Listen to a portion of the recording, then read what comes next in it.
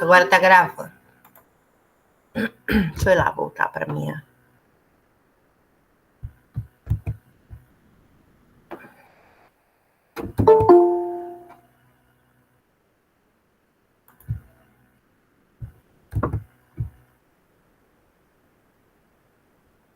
Gente, eu tô perdida aqui.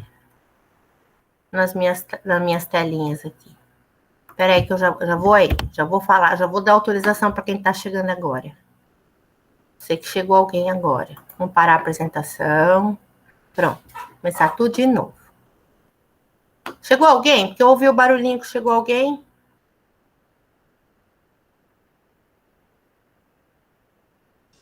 Não reparei, professora, acho que sim.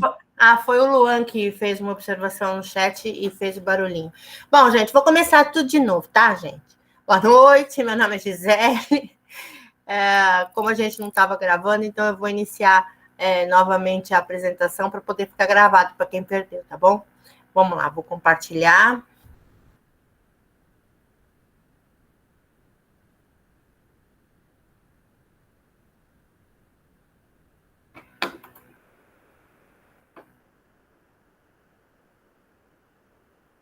Então, essa é a nossa quinta aula, né? Esse daqui que a gente está vendo na imagem, conforme eu já tinha falado, mas não estava gravando, né? Esse aqui é o motor de um navio, né? O Luan falou que é a área dele, né? Mas esse daí é o motor de um navio, motor pequenininho. Se depois o Luan quiser falar alguma coisa aí, a gente abre para ele falar. A gente vai mostrar aí algumas dimensões, como são calculadas, né? Como é calculado o deslocamento, como é calculado o empuxo. A gente não vai ter que calcular, nem vai ter que decorar a fórmula, como eu já falei, eu não sou professora de física, a gente não está aqui para explicar a física, eu só quero que vocês entendam, né, como que essas coisas são calculadas, né, e como que esse navio, né, eu acho que é uma grande pergunta de todo mundo, né, como é que um navio flutua, né, aquele peso desgranhento, aquele monte de carga lá em cima, toneladas e toneladas, containers mais containers, e o navio segue flutuando, né. Então, isso é graças ao empuxo, né, conforme eu já tinha falado com vocês. Então, se a gente imaginar que eu coloco um objeto, né, um limão, eu sempre pego o exemplo do limão, se eu coloco ele na água e empurro, né, ele dentro da água, eu estou fazendo uma força de cima para baixo, eu estou exercendo uma pressão nele de cima para baixo, mas a água vai exercer uma outra pressão que é a de baixo para cima para empurrar esse limão, né, para cima. E isso isso que é chamado de empuxo. Se eu soltar o limão, ele vai descer e vai estabilizar naquele ponto em que dependendo do peso dele, ele vai se estabilizar. E é lógico que aí também entra a densidade da água e uma série de outras coisas. Então, essa diferença de pressão vai determinar, essa força vai se chamar empuxo. O empuxo foi descoberto pelo Arquimedes, que foi um grego valiosíssimo aí para a física e para a matemática, que encontrou, né, descobriu várias coisas que ajudam na matemática e na física, que dão, né, o norte aí na matemática e na física até hoje e vai continuar dando, né, porque são grandes descobertas, e o empuxo é um deles, né, uma descoberta que ele fez, e a gente vai contar a historinha aqui, vocês vão ver que é até uma historinha mais ou menos divertida, né. Então, aqui, para ilustrar, né, o que o Arquimedes descobriu, eu tenho 3 recipientes com água, né? O primeiro com água, eu coloco um objeto em cima, né? Vamos imaginar que, como ele está flutuando aqui, vamos imaginar que seja uma bola plástica, oca por dentro, bem levinha, né? Então, ela vai ficar praticamente flutuando, porque ela não tem peso, né? Para descer sozinha. Então, ela é uma coisa leve, então ela vai ficar flutuando. Mas aí eu pego e empurro ela para dentro da água. Posso fazer isso? Posso. Eu vou empurrar, ela vai ficar lá dentro? Não. Quando eu soltar, ela vai voltar. E vai voltar a ficar nessa posição original, porque ela é leve. O que aconteceu? Houve aqui o empuxo, né? Simplesmente a água devolveu ela para sua posição original por causa dessa pressão. Tá? Então, esse grego definiu essa coisa do empuxo da seguinte maneira, né? Todo corpo mergulhado em um líquido sofre uma força chamada de empuxo, que corresponde ao peso do volume de líquido deslocado. Então, como seria isso, né? Eu tenho um limão, né? Esse limão tem um peso. Quando eu coloco ele na água, a água vai subir um pouquinho. Só que ela vai subir o quê? Ela vai subir o peso do limão. Tá? Então, o peso do limão é o que vai subir de água. Como é que foi que o Arquimedes descobriu isso, né? Vamos ver agora a historinha do Arquimedes. Nessa aqui eu fiz a imagem do limão, né? Que parece muito complicado. Então, você imagina mergulhar o limão numa vasilha cheia de água até a borda. Quando eu mergulhar o limão, a água vai... Se está até a borda já, e eu vou colocar ainda mais o limão... Eita, que chegou mais alguém. Vamos lá. Pronto.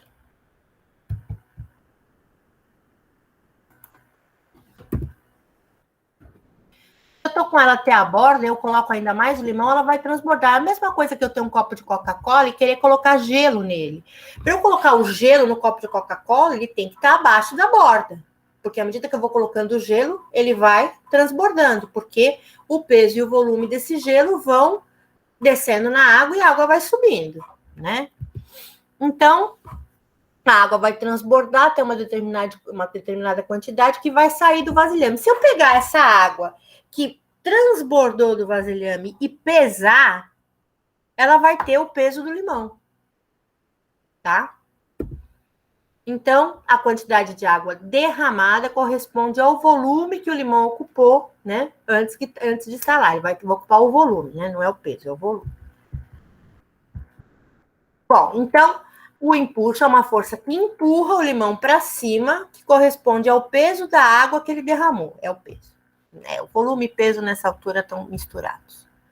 Então, se você colocar tudo numa balança, você vai saber qual a intensidade do empuxo. Então, eu fiz aqui uma ilustraçãozinha, né? Então, eu coloquei o limão e a água que derramou, eles têm que ter o mesmo peso, tá? Por isso que está na balança, eles têm o mesmo peso. Então, é só uma ilustração que eu criei lá no Photoshop, gente. É claro que a gente não pode colocar uma onda em cima de uma balança, mas eu fiz uma ilustraçãozinha só para a gente entender que quando o limão derramar a água e eu pesar essa água, ela vai ter o mesmo peso do limão. Então, como é que o Arquimedes descobriu isso? Tudo por causa de uma coroa de ouro, tá? Como é que foi? Esse rei Hierom II, ele mandou fazer uma coroa, ele encomendou uma coroa que fosse totalmente de ouro, né? Que ela fosse maciça de ouro. E ele queria que essa coroa... E ele deu esse ouro, né? Para que a coroa fosse feita, né? Ele deu o ouro em troca lá do artesão, do ourives, fazer a coroa. Só que ele pediu para essa coroa ser de ouro maciço, e quando ele recebeu a coroa, pelo peso e tal, ele desconfiou que a coroa não fosse inteiramente feita de ouro, e ficou achando que podia estar misturado ali outros metais, né, como cobre, prata, né, outras coisas menos valiosas. Ele desconfiou disso, que podia ter sido usado para fazer o objeto. E aí, o que ele fez?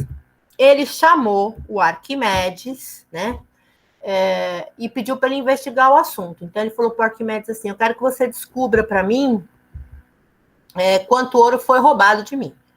Se esse ouro realmente, se essa coroa realmente tem o mesmo peso. Só que, assim, fazendo uma pesagem simples, ele não conseguiu determinar, porque não tem como. Ele pesou o ouro e pesou a coroa, mas não tinha muito bem como determinar. A coroa não tinha um formato uniforme e tal, e aí ele ficou pensando, ele se pegou pensando dia e noite nesse problema, né? O Arquimedes ficou pensando, e aí um dia ele estava tomando banho, e aí ele estava com a cabeça dele no dilema. Vou ter que interromper a historinha de novo.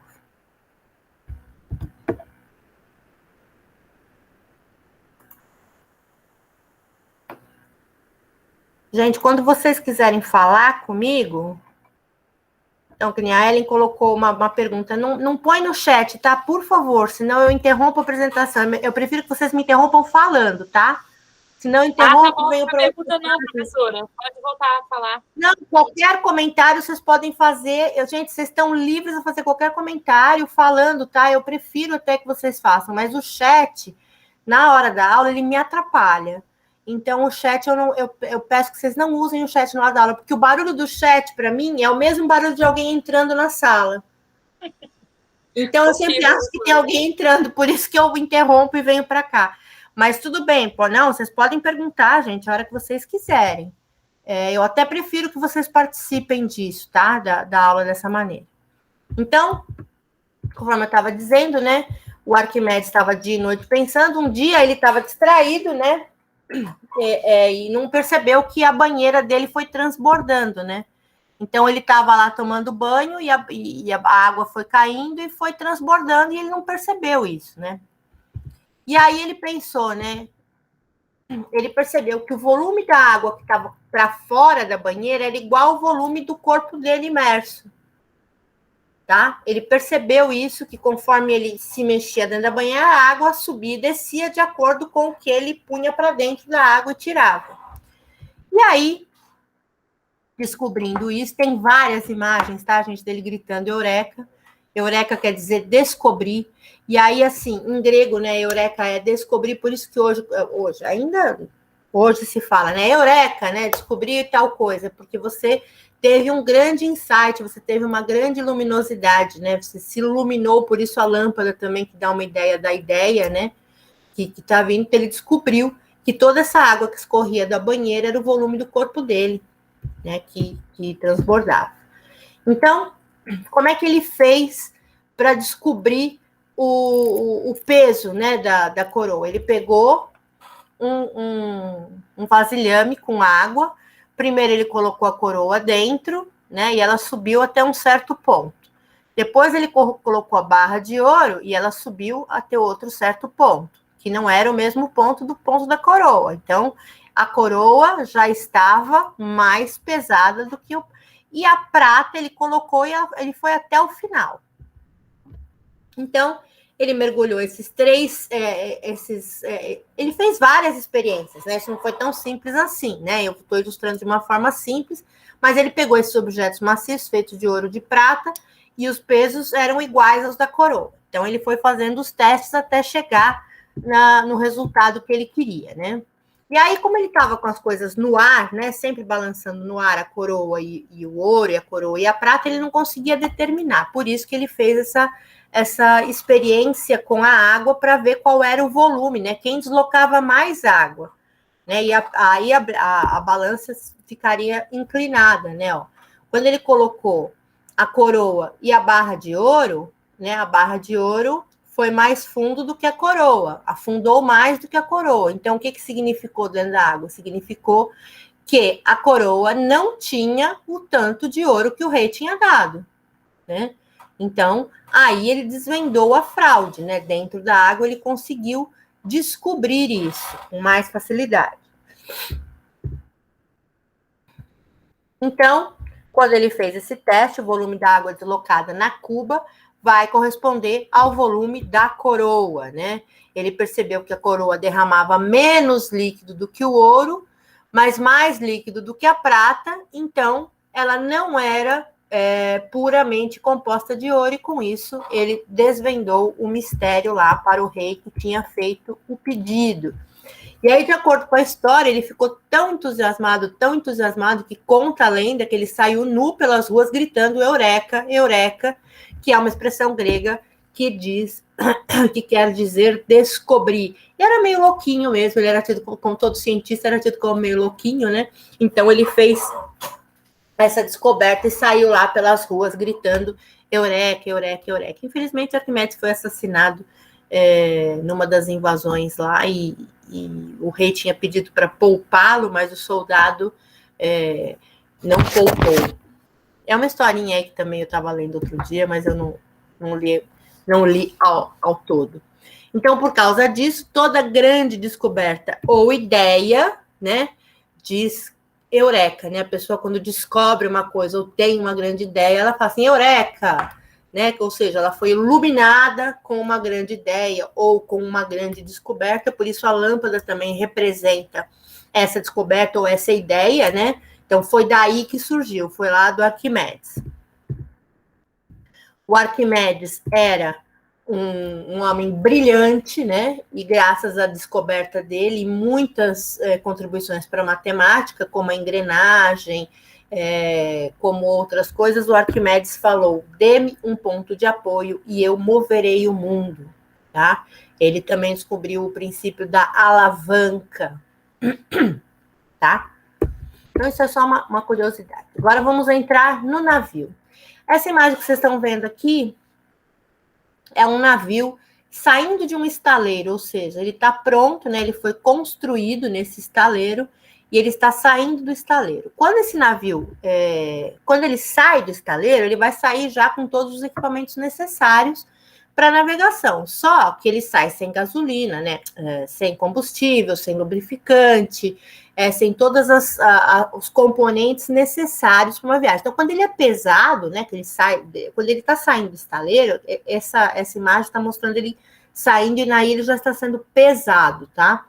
Então, quando ele é pesado, ele vai ser pesado sem nada, ele vai ser pesado, é como um carro, né? Ele tem, eu tô lá com a lataria, os bancos e as coisas dele, mas eu não pus ainda combustível, não pus óleo, não pus uma série de outras coisas dentro dele, não pus o rádio, não pus uma série de outros componentes, eu pesei ele cru, né? Então, esse navio, ele tá sendo pesado cru, ele tá só o navio. E aí eu tenho que agregar algumas coisas a esse navio para que eu possa calcular o peso dele, né? Então, existem algumas tabelas. Então, os navios vão ter peso diferente de acordo com o tipo da carga que cada um vai trabalhar. Porque quanto mais pesada for a carga, mais pesado vai ser esse navio. Por quê? Porque ele tem que suportar a carga que ele está levando, tá? Então, por exemplo, se eu vou transportar minério, eu tenho que ter um navio pesadíssimo, porque 1 tonelada de minério não vai ocupar tanto espaço quanto um carro que pesa 1 tonelada, por exemplo. Então, um navio que carrega minério tem que ter, ele tem que suportar mais o peso. Então, consequentemente, ele vai ser também mais pesado. Então, os pesos médios dos navios, eles são tabelados, né, para que a gente possa consultar essas tabelas todas as vezes que a gente tiver que fazer um cálculo, né? Eu tenho que fazer um cálculo de deslocamento, um cálculo de peso total, um cálculo qualquer, eu tenho tabela de acordo com o tipo de carga que esse navio vai estar utilizando, e eu vou dar para vocês as tabelas, eu tenho a seguir as tabelas aqui, tá? Então, primeiro vamos falar da nomenclatura dos pesos. O peso da embarcação vazia, a gente chama de PV, né? Que é aquele peso da embarcação quando ele sai lá do estaleiro, vazio, né? Então, tem a estrutura, equipamentos de propulsão e os acessórios necessários, né? Esses equipamentos de propulsão, o que são? Motor, transmissão, hélice, tá? Então, e os acessórios, todas as máquinas necessárias ao funcionamento, né? Como leme, guindaste, entre outros. Então, tem aqui de novo aquela foto do início lá, de novo um motor, né? Então, tudo isso aqui, tudo isso que vocês estão vendo na foto, ele está incluso no peso do navio, nesse PV, né? No peso da embarcação vazia. Aí eu tenho o peso bruto total, que é chamado de PBT, né? Que vai ser o peso máximo que a embarcação vai poder transportar, excetuando o seu peso vazio. Então, é um peso a mais, o quanto que eu vou poder colocar de carga nesse navio, tá? Aí eu vou ter o porte útil, né? Que vai ser o quê? O máximo peso de carga paga que a embarcação pode transportar. Por que eu ressaltei carga paga, gente? Porque um navio de carga, ele não leva só a carga paga. Ele leva pessoas, ele leva os equipamentos das pessoas, as bagagens, ele leva comida, ele leva bebida, ele leva uma série de outras coisas além da carga paga, né? Além da carga que ele tem que transportar de um local para outro, né? Aí eu vou ter o peso operacional, né? Que vai ser esse peso de combustível, de água, da tripulação, dos pertences da tripulação, de lubrificantes, de material de bordo, óleo, fluidos lubrificantes e os de consumo, como alimentos e bebidas. Então, tudo isso está no peso operacional. E aí, em função... e aí eu tenho o peso total deslocado, que vai ser o peso total da embarcação. Tudo isso junto, né? O peso do navio vazio, o peso operacional de todas as coisas que eu ponho dentro, então vai estar tudo lá e vai ser o peso total deslocado. Então, eu tenho a seguinte fórmula, né? O PBT, o peso bruto total, vai ser igual ao peso útil mais o peso operacional. Então, o peso bruto total do meu navio vai ser o peso útil mais o peso operacional. E o peso de deslocamento vai ser... O peso deslocado vai ser o peso do navio vazio mais o peso bruto total. Então, o peso deslocado vai ser a soma desse aqui... Perdão. Vai ser a soma desse aqui, né, do PBT, né, com todo, que é o peso bruto total, que é o peso útil mais o peso operacional, junto com o peso dele vazio, que é aquele peso de quando ele saiu lá da montadora, tá? E aí vamos falar um pouquinho das dimensões das embarcações. Aqui eu tenho um navio visto de cima.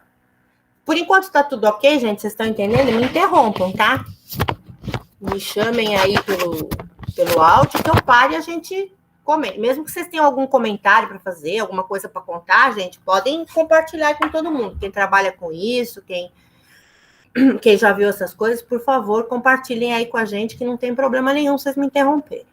Então, esse navio visto de cima aqui, eu só fiz essa imagenzinha para vocês verem como é que eu meço o tamanho da boca do navio, né? O navio é arredondado, então eu tenho que pegar a partir daqui, né, das partes extremas, e aí eu vou ter a medida da boca do meu navio. Então, a boca do navio é essa medida que vai aqui.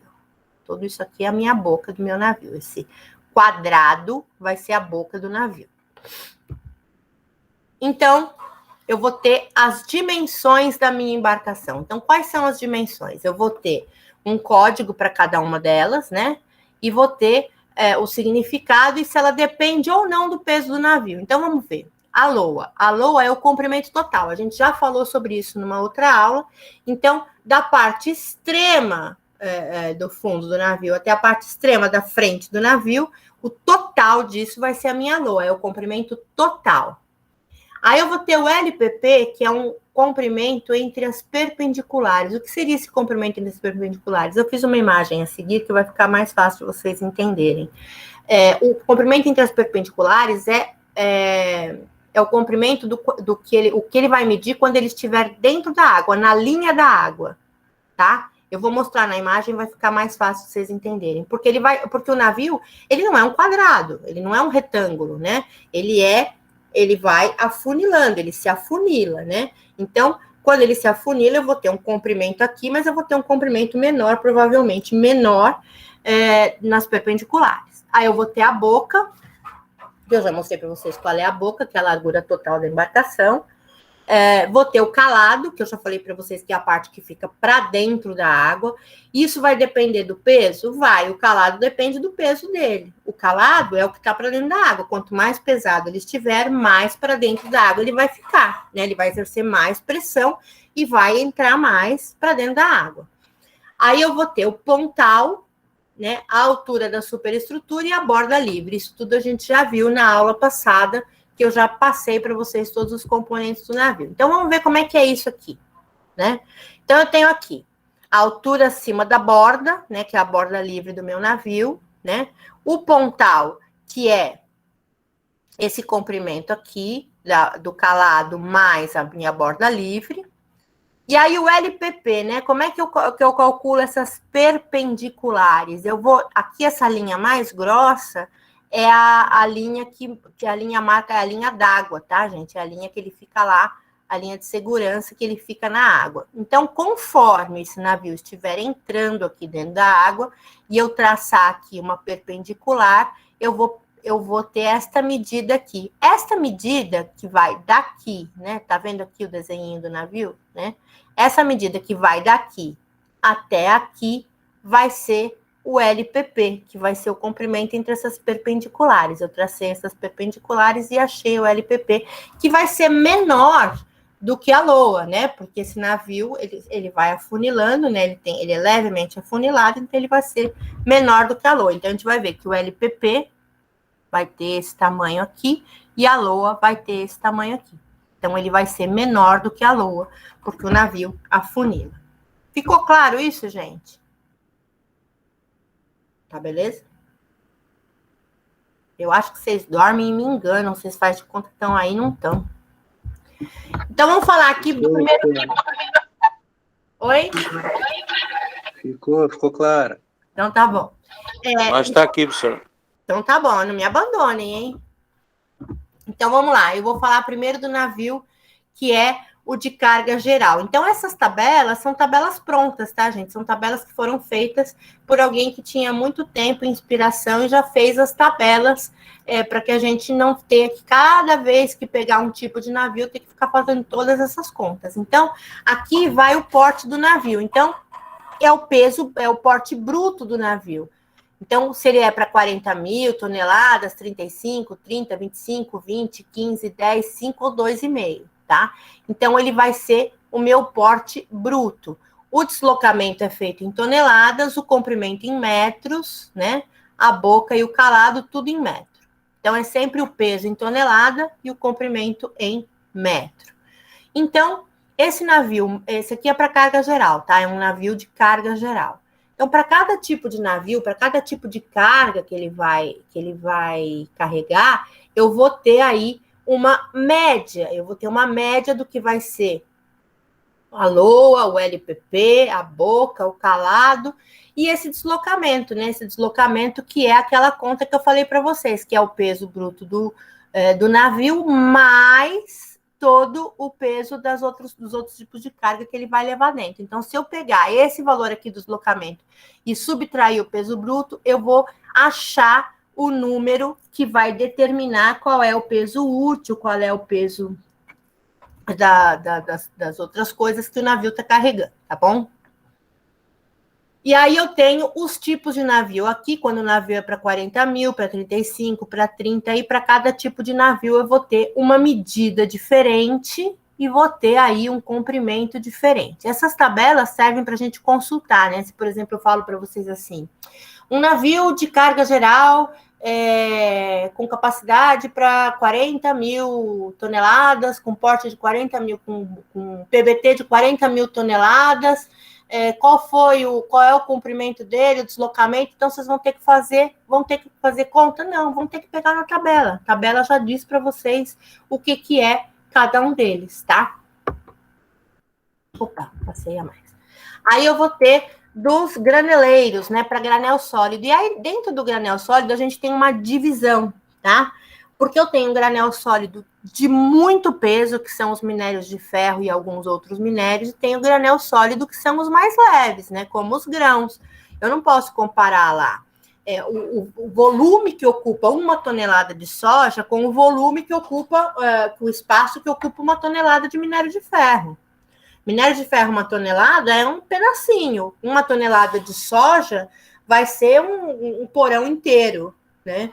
Então, a gente não pode comparar. Então, por quê? Por isso que se faz essa divisão, né, dos navios de porte bruto, né? Desse porte do TBP.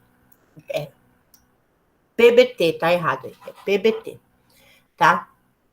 Então, o deslocamento, quando esses navios são de 400 mil, 350, até de 150 mil toneladas, eles são navios para carregar minérios de ferro e outros minérios.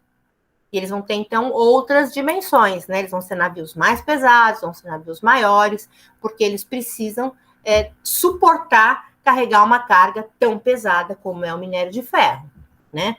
Já os que vão carregar os grãos, eles são com capacidade menor, para 125 mil até 10 mil toneladas, né? Eles já vão ser com capacidades menores, por quê? Porque o grão é muito mais leve, né, do que o minério de ferro. E quando a gente diz mais leve, não é que meu pai falava assim, quando eu era pequena, né? Ele falou assim, o que pesa mais? É 1 quilo de chumbo ou 1 quilo de algodão? Na verdade, 1 quilo é 1 quilo, né? Só o que vai mudar é o volume, né, o espaço que isso vai ocupar. Né? Aí ele respondia assim, depende da altura que cai no seu pé, né? Brincadeira.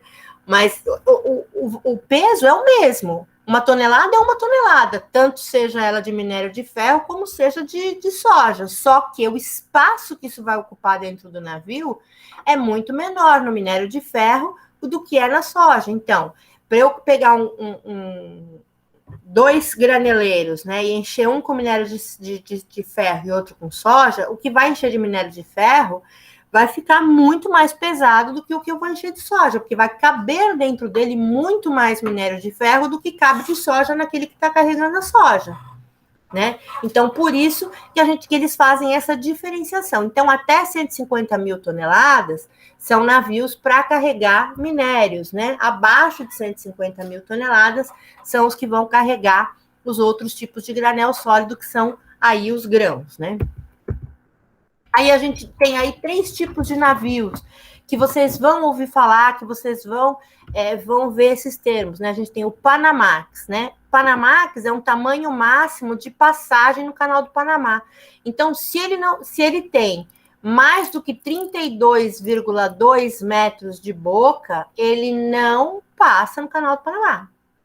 Então, esses navios que têm até 32,2 metros de boca são chamados de navios Panamax, tá? E eles só podem ir pelo canal, só esses podem ir no canal do Panamá. Aí a gente vai ter o Suezmax, que é o máximo, né, o tamanho máximo para passagem no canal de Suez, né? Eu esqueci de levantar o tamanho, mas é um tamanho máximo de passagem para o canal de Suez. A gente já viu também numa outra aula o que é o canal do Panamá, o que é o canal de Suez. E aí a gente tem o Aframax, que é uma medida de PBT, tá? Que é para calcular o frete cobrado no mercado de navios, né? Para navios desse porte. A gente já tem alguns navios que são os pós-Panamax. Os pós-Panamax são navios maiores, né? Do que os navios Panamax. E esses navios não conseguem passar pelo canal. E o que eles têm que fazer? Eles têm que dar a volta. Tá? Então, são navios que têm a boca muito maior, não vão conseguir passar lá pelo canal do Panamá, então vão ter que dar a volta. Então, são os pós-Panamax. A gente vai ver alguns desses nomes agora nos próximos slides, por isso que eu dei essas definições aqui para vocês. E aí, a gente vai falar sobre embarcação para granel líquido. E aí, a gente vai ter os petroleiros em primeiro lugar. Os petroleiros, eles não são, apesar de serem cargas perigosas no sentido de vazamento, né? Se vazar petróleo, a gente já viu que tem alguns acidentes aí com vazamento de petróleo que acaba com todo o meio ambiente lá de onde ele vazou. Ele é o único grande perigo do petróleo, ele não é inflamável, né? Então ele carregar uma grande quantidade de petróleo. E aí a gente vai ter o LCC, que são os muito grandes. São os petroleiros muito grandes, né? Para 500 mil toneladas, 500 mil, 400 mil e 350 mil toneladas. Aí a gente vai ter os médios, né? Que são os petroleiros VLCC, que é de 300 mil toneladas a 250 e 200 mil toneladas. São petroleiros médios, tá? Aí a gente vai ter os Suezmax, os Aframax e os pós-Panamax, que vão carregar aí de 150 mil a 60 mil, ao contrário, de 60 mil a 150 mil toneladas. E aí, a gente vai ter para outros tipos de produtos químicos que não sejam petróleo, a gente vai ter outros navios, que são chamados de handysize óleo cru, tá? E eles vão ser para de 3 mil a 50 mil toneladas. Por que eles têm que carregar menos, gente? Porque essa carga de produtos químicos, de óleo, de outros produtos químicos, elas são muito mais perigosas do que petróleo. Então, eu não posso concentrar uma grande quantidade, tão grande quanto eu concentro de petróleo, dentro de um navio desse. Se ocorre um acidente num navio desse, com uma explosão, ou pegar fogo, alguma coisa, eu acabo com meio continente, né? Então, eu não posso ter aí uma concentração tão grande. Então, o máximo que eu posso ter de concentração de produtos químicos, né, e outros derivados que são cargas altamente perigosas é de 50 mil toneladas. Alguém quer perguntar alguma coisa? Eu ouvi um barulho? Acho que foi da minha cabeça.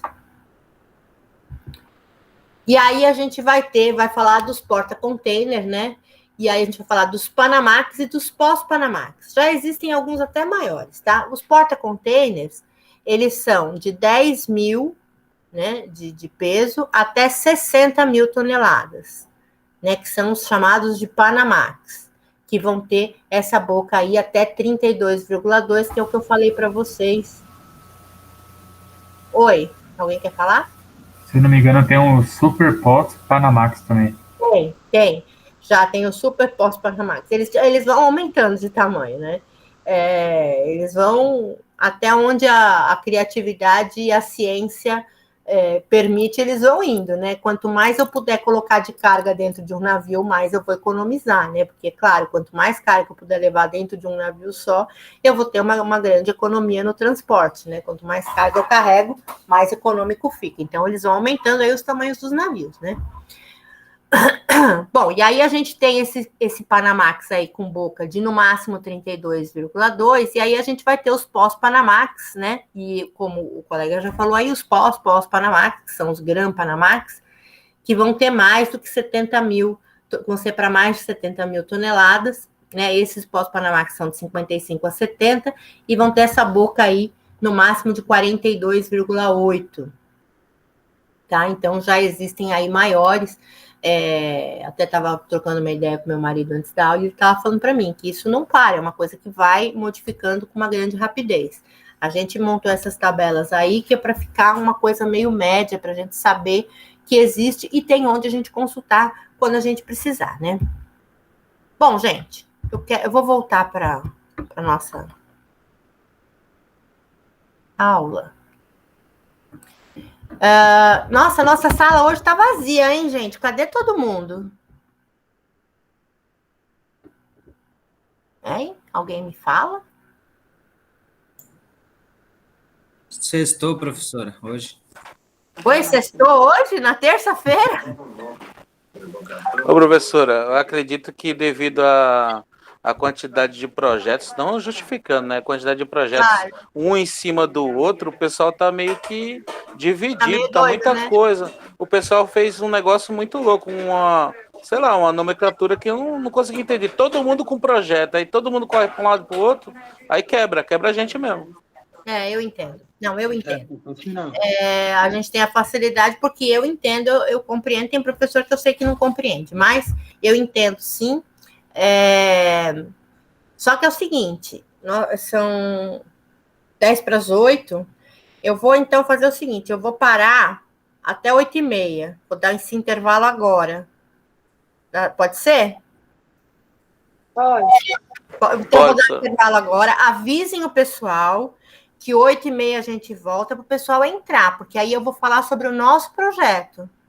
Beleza, professor. Tá bom?